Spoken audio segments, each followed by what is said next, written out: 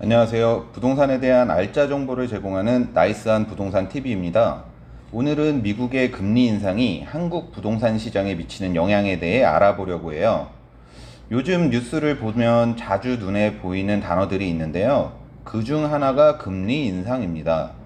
미국에서 금리 인상을 하면 우리나라도 금리 인상을 한다는 내용의 기사들을 많이 접하셨을 거예요. 그런데 왜 미국에서 금리 인상을 하는 게 우리나라 부동산 시장에 영향을 미치는지 궁금하신 분들이 많으시더라고요. 그래서 오늘은 그 현상에 대해 알아보겠습니다. 먼저 우선되어야 하는 의문점이 있습니다.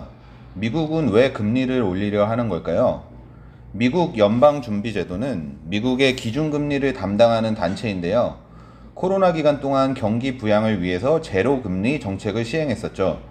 기준금리가 0.25%를 유지하고 있었으니까요.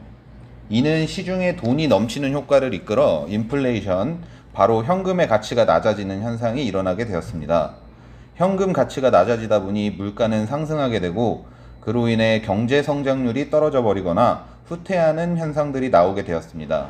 그래서 미국 연방준비제도는 금리를 올려 이를 방어하기 시작했습니다. 미국 금리가 올라가는데 왜 우리나라 기준금리가 올라가는 건가요? 미국은 전 세계에서 가장 강대국이라고 할 수 있습니다. 그래서 미국이 사용하는 달러는 기축통화라고 하여 전 세계적으로 기본이 되는 돈이 되었습니다. 우리나라는 어떨까요? 우리나라의 경제력은 선진국 수준이지만 아직까지 기축통화로 사용되지는 않아요. 그리고 우리나라는 수출에 크게 의존하는 나라 중 하나입니다. 많이 들으셨겠지만 중소기업부터 대기업까지 외국과의 무역을 통해 경제를 이끌어 나가는 나라 중 하나죠. 만약 우리나라 금리가 1%일 때 미국이 금리를 1.5%로 올린다면 달러를 들고 있는 투자자들은 우리나라에서 달러를 빼서 미국으로 옮길 겁니다.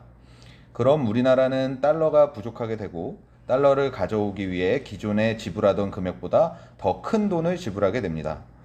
그럼 우리나라 돈의 가치가 떨어지게 되는데 이는 수출에도 큰 영향을 미칩니다. 외국에서 우리나라 세탁기를 사기 위해 기존 500달러만 지불하면 됐었지만 돈의 가치가 떨어지면 450달러만 지불하면 되게 되는 거죠. 이런 현상이 발생한다면 우리나라는 수출에 크게 의존하는 나라이기 때문에 우리나라 경제 전체에 큰 타격을 입게 되는 거죠.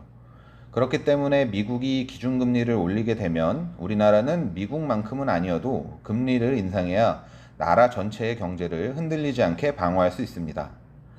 그럼 이제 우리나라 기준금리가 올랐을 때 어떤 현상이 일어나는지 알아볼까요? 먼저 금리가 오른다면 은행의 예금금리가 올라갑니다.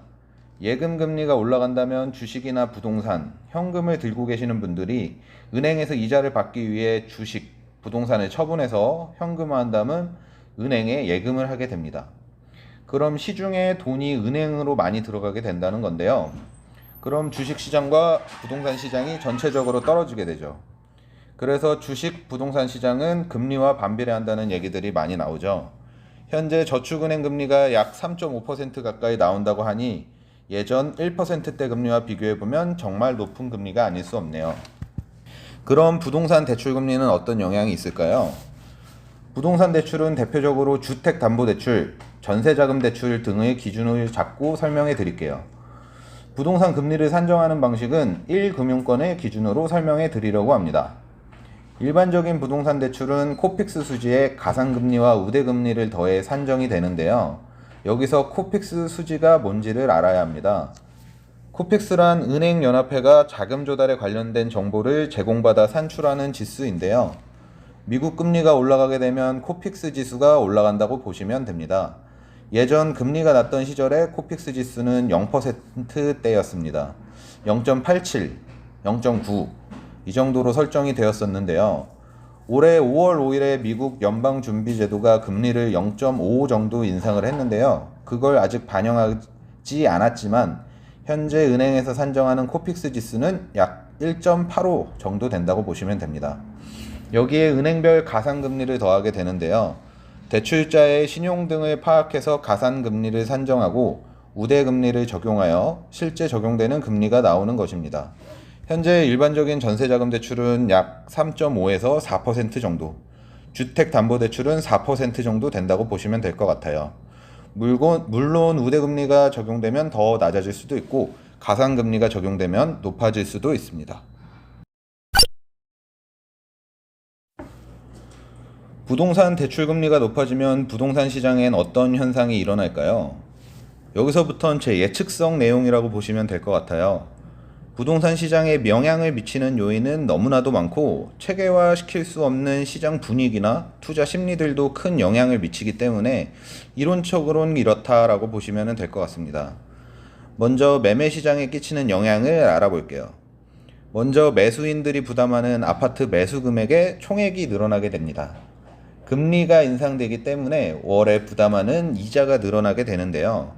0. 몇 퍼센트 올라가는데 얼마나 부담되겠어? 라고 생각하시는 분들이 있어서 계산을 해보자면 대출을 3억으로 가정하고 연 2%의 금리를 적용하면 연 600만원, 월 50만원의 이자가 나오는데요. 3%로 금리가 올랐을 때는 연 900만원, 월 75만원의 이자가 적용됩니다. 한 달에 25만원이 아무런 이득 없이 나간다는 소리죠. 대출 금액이 커지거나 이율이 더 올라가면 금액도 더 커지겠죠? 이렇게 되면 아파트를 매수하려는 사람은 금액의 부담에 자연스레 매수 수요가 줄어들게 됩니다. 그럼 아파트 가격이 떨어질 거라 예상되죠. 실거주자 입장에서 보면 대출 금리가 너무 오른다면 이자를 감당하지 못해 아파트를 싸게라도 처분하려는 현상이 나올 수 있습니다. 그렇게 되면 호가가 떨어지게 될 거고 실거래가가 하향 조정될 것 같네요.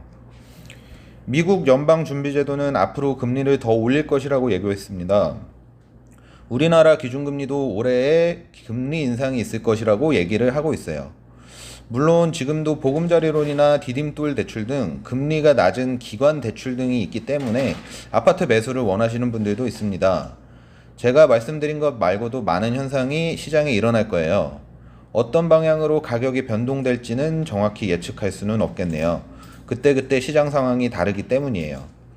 그럼 오늘은 여기서 설명 마치려 합니다. 시청해주신 분들 모두 알짜 부동산 정보 얻어가셨기를 바랍니다. 지금까지 나이스한 부동산 TV였습니다.